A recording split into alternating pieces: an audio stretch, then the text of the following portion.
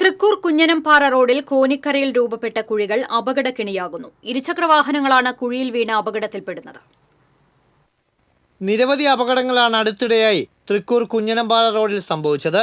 തൃക്കൂർ പുത്തൂർ പഞ്ചായത്തുകളുടെ അതിർത്തിയിലുള്ള കലുങ്കിനോട് ചേർന്ന് രൂപപ്പെട്ട കുഴികൾ അകലെ നിന്ന് വരുന്ന വാഹനങ്ങൾക്ക് പെട്ടെന്ന് ശ്രദ്ധയിൽപ്പെടാതെ വരുന്നതാണ് അപകടങ്ങൾക്കിടയാക്കുന്നത്.